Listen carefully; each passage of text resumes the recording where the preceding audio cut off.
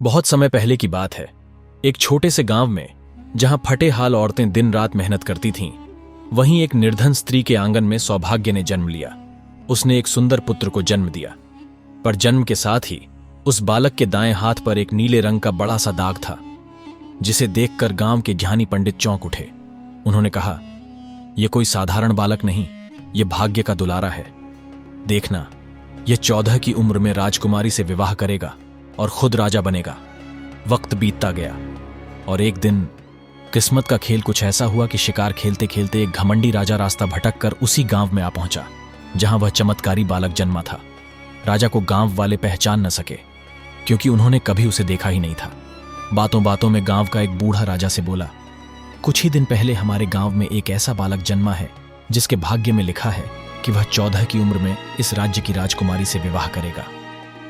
यह सुनते ही राजा का चेहरा स्याह पड़ गया, क्योंकि अभी अभी कुछ दिन पहले उसके महल में एक बेटी ने जन्म लिया था। उसका मन अहंकार से भर उठा। कैसे हो सकता है कि एक गरीब औरत का बेटा मेरी राजकुमारी से विवाह करे? उसके मन में कपट जाग उठा। उसने सोचा, क्यों ना उस स्त्री को कुछ धन देकर उसके बेटे को मुझसे ले लूं और फिर उसे समाप्त कर दूं। ना रहेगा बालक, ना बचेगी भविष्यवाणी। राजा ने तुरंत बूढ़े की ओर देखा और कहा, बाबा, मुझे उस औरत के पास ले चलो। वह उस बच्चे को ठीक ढंग से नहीं पाल पाएगी। मैं उस बच्चे को अच्छे ढंग से पाल कर बड़ा करूंगा।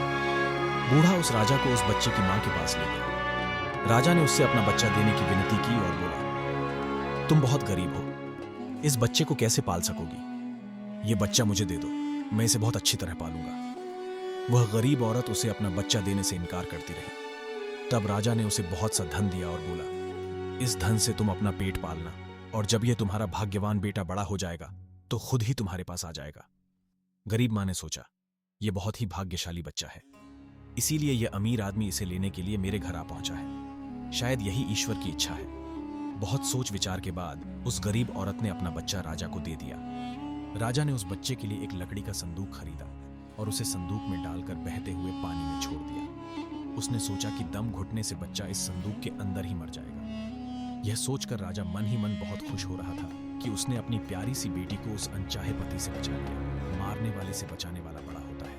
यही उस बच्चे के साथ भी हुआ। वह लकड़ी का संदूक बहते बहते एक टूटे हुए पेड़ में जाकर अटक गया। तभी वहां पर मौजूद एक निर्धन व्यक्ति ने जब वह लकड़ी का बक्सा देखा तो बहुत खुश हुआ। उसने सोचा कि उस बक्से में जरूर ढेर सारा धन होगा। उसने पानी में घुसकर इस संदूक को बाहर निकाला। जब उसने संदूक को खोला तो देखा कि गंदे से कपड़े पहने एक बच्चा उसमें सो रहा था। उस व्यक्ति ने सोचा कि यह बच्चा मेरे किस काम का है? क्यों ना मैं इस बच्चे को मालिक के पास ले जाऊं? मालिक जरूर इस बच्चे को अपने पास रख लेंगे, क्योंकि उनके घर में तो कोई संतान ही नहीं है। यह सोचकर वह उस बालक को उठाकर अपने मालिक के पास ले गया। जैसे ही मालिक की नजर उस मासूम पर पड़ी, उनकी आंखें चमक उठी। उन्होंने सोच लिया, शायद भगवान ने हमारी पुकार सुन ली। यह बालक ही हमारी झोली का प्रसाद है। मालिक और उसकी पत्नी ने उस बालक को अपना ही मान लिया।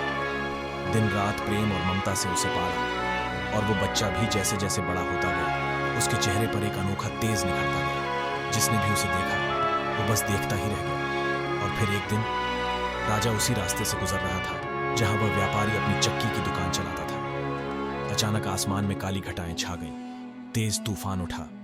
राजा को मजबूरन उसी चक्की की दुकान पर रुकना पड़ा। राजा की नजर जैसे ही उस युवक पर पड़ी, वो चौंक गया। राजा ने दुकानदार से पूछा, क्या यह सुंदर युवक तुम्हारा बेटा है? मालिक मुस्कुराया और बोला, जी हां, यही तो हमारा बेटा है। हमने इसे ही पाला पोसा है। करीब 14 साल पहले यह हमें एक बहते हुए संदूक में मिला था। राजा का चेहरा अचानक स्याह पड़ गया। बीते दिन उसके मन में बिजली बनकर कौंध उठे। तो ये वही बच्चा है जिसे मैं वर्षों पहले खत्म कर चुका समझ बैठा था। राजा ने तुरंत एक और चाल चली। वो दुकानदार से बोला, क्या आप इस लड़के को एक जरूरी काम पर भेज सकते हैं? मुझे रानी को एक पत्र भिजवाना है, बहुत ही जरूरी पत्र। मैं इसके बदले इस युवक को सोने के 2 सिक्के दूंगा। लड़का तपाक से बोला, मैं चला जाऊंगा। दुकानदार ने भी सहमति दे दी। राजा ने तुरंत अपनी तलवार की धार जैसी चाल चली। एक पत्र निकाला और उसमें लिखा, जैसे ही यह लड़का तुम्हारे पास पत्र लेकर पहुंचे, इसे मार देना और इसके शव को महल से बहुत दूर दफना देना। ये सब कुछ मेरे लौटने से पहले हो जाना चाहिए। राजा ने वह पत्र मेहर लगाकर उस युवक को सौंप दिया। आगे की कहानी जानने के लिए इस वीडियो पर मात्र 5 कमेंट पूरे करें।